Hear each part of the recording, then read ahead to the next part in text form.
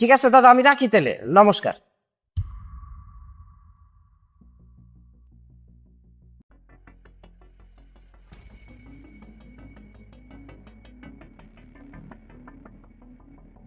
জি madam. ঠিক আছে, চলেন।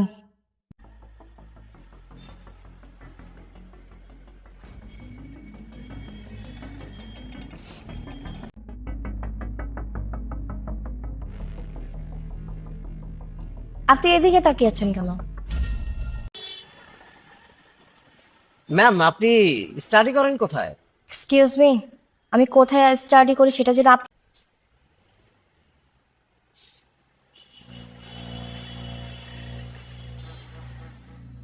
করতো। ঠিক আছে।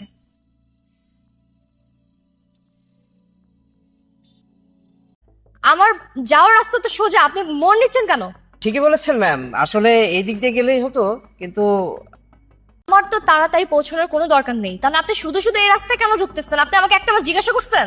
আচ্ছা ঠিক আছে ম্যাম, যেহেতু ঢুকে গেছি, আপনার ফ্যামিলিতে কে কে আছে? আপনি আমাকে এত কোশ্চেন কেন করতেছেন? আপনার কাজ হচ্ছে গাড়ি চালানো, আপনি ঠিকঠাক মতো গাড়ি চালান। জি ম্যাম, শিওর।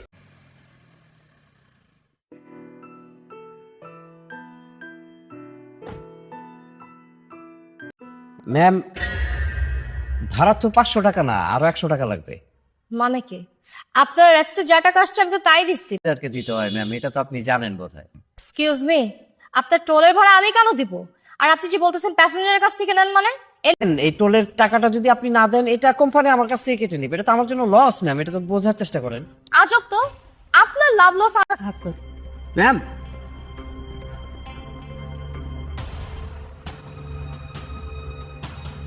দিয়ে দিচ্ছি, এবার সামলাম। বললাম আশ্চর্য, চাকরিটা পর্যন্ত গেল, তো ব্যাগটা ফেলে গেছে।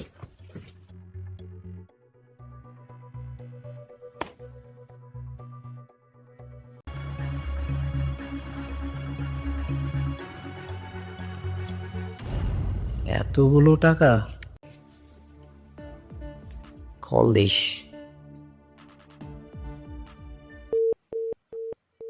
ওয়েট করি এখন, ব্যাগের কথা মনে হলে এখানেই তো আসবে। তুমি একটু থামবা, আমাকে কথা বলতে দাও। আমি নিজে একটা বিষয়ে ডিস্টার্ব হয়ে আছি। আমি এরকম একটা উবারে উঠছি, যে লোকটা আমাকে ডিস্টার্ব করতেছিল, আমি কি করবো আমি নিজে বুঝতে পারতেছিলাম না।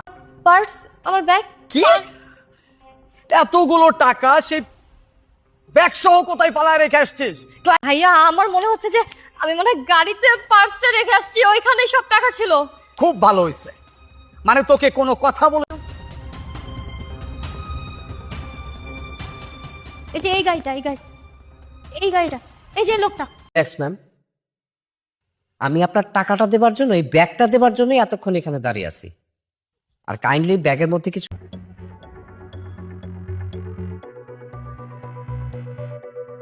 হ্যাঁ, সব ঠিকঠাকই আছে। আমার নামে ব্যাড রিভিউ দিয়ে দিলেন। আপনি হয়তো জানেন না যে আমি এর মধ্যে আমার চাকরিটা হারিয়ে ফেলেছি।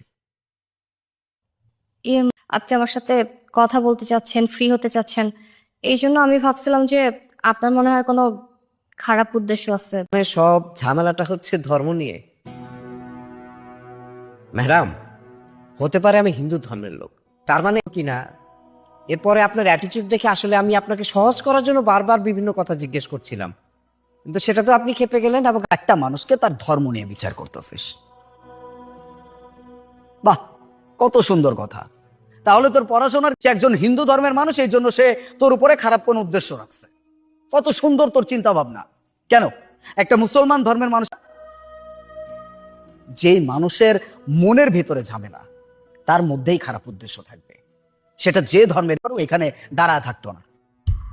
তোর টাকা দেওয়ার জন্য সে এখানে দাঁড়ায় আছে। একটা বার ভেবে দেখ যে কার সাথে কি আচরণ করছিস। আপনাকে কি বলবো আমি, বলেন, আমি সত্যি বুঝতে পারিনি আমি যে কাজ। Sorry. It's okay madam, sorry বলতে হবে না। আর আপনি সরি বললে আমার চাকরিটা তো আমি আর ফেরত পাচ্ছি না। যে খারাপ, সে যে কোনো ধর্মের হলেও খারাপ, আর যে ভালো, যে কোনো ধর্মের হলেও ভালো।